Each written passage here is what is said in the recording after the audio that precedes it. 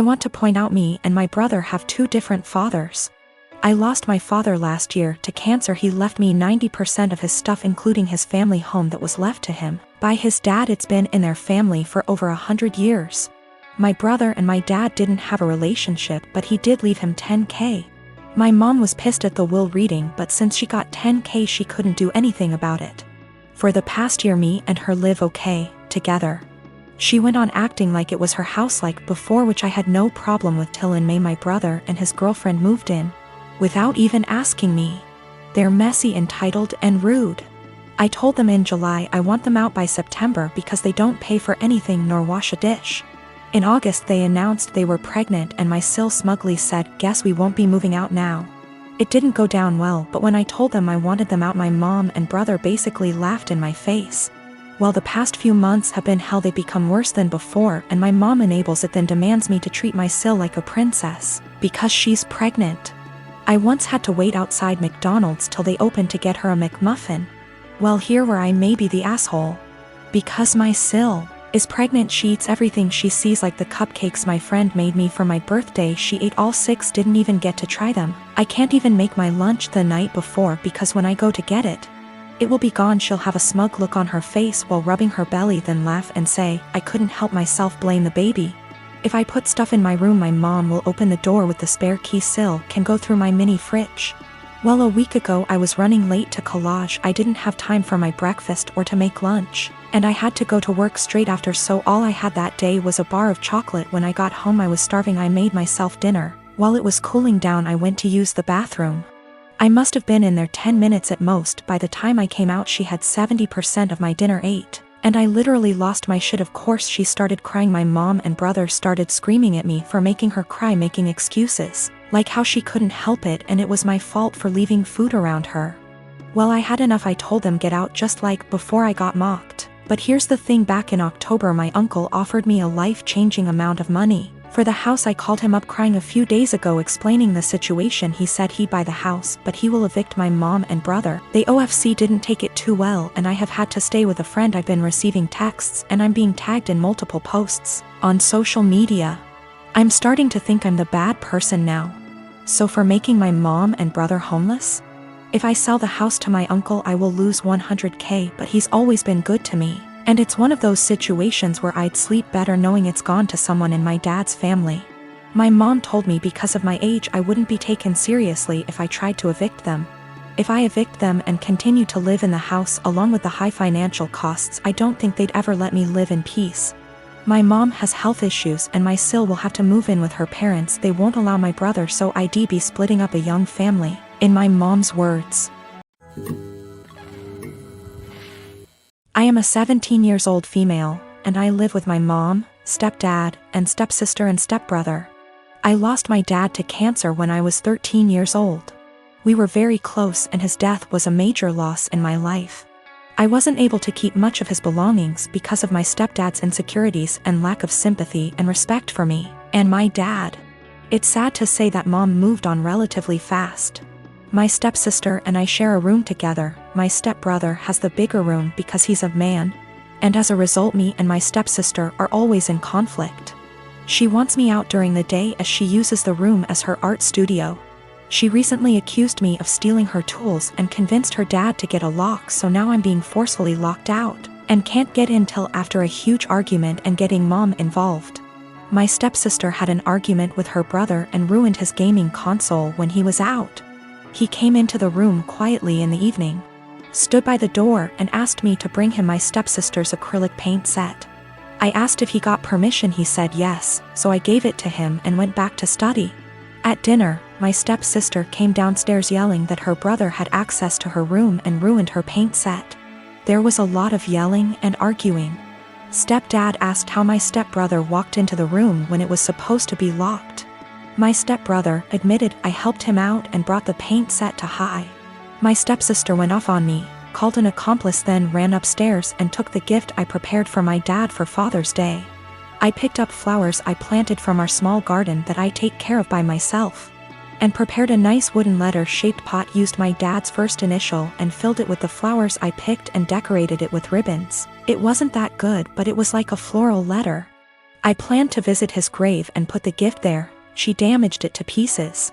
It was completely ruined. I yelled at her and kept crying. Mom and stepdad gave her harsh punishment and thought it was fixable, but I was so done I called my uncle, who came and berated my mom and stepdad.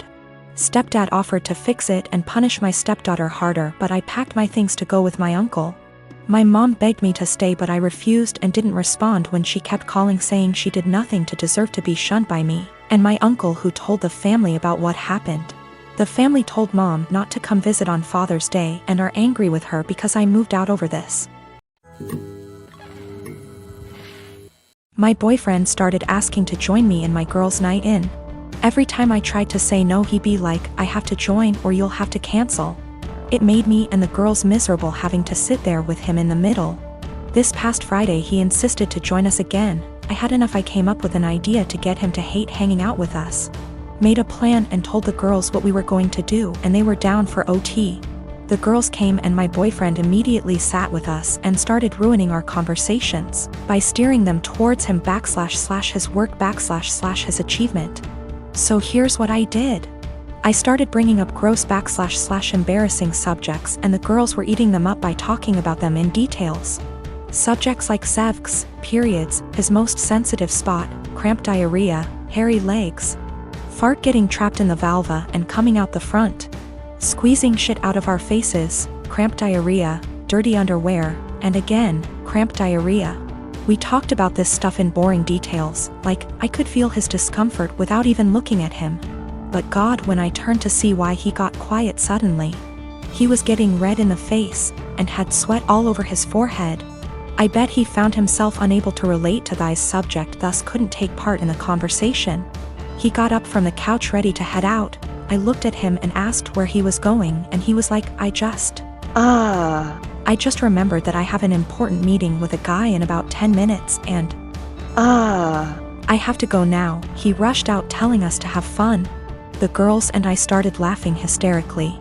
He came home and berated me, saying I made him feel uncomfortable / sick with the horrible subjects I kept bringing. I said, "What you talking about? This is the typical stuff girls talk about all the time," but he insisted I made him upset and caused him to leave. He declined to speak to me and been quiet since then. This is his apartment. He tells me who is and isn't allowed to come, and I thought this was fine since it's his place. Though I help with the bills, but he makes so much more as the head of security in his company, so that's that. I just can't believe how dense and blind I've been to his negative ways. He's still giving me the silent treatment, and I've decided it's just a lot to take. And so I'm temporarily moving in with one of the girls and will now be definitely reconsidering few things. It all began after the first month we started dating, and I don't know why I didn't end things right then and there. While I was taming a shower, he looked through all of the photos on my laptop and yelled at me cause I still had photos of me and my ex. I didn't even remember, cause I don't look at those photos, and I guess I was too lazy to delete them. Also, I don't use that laptop so often since it's slow. So, yeah. I wasn't being sentimental. I've always been a nosy person, and I admit I stalked his wall, his exes, even his parents, but it was all public info.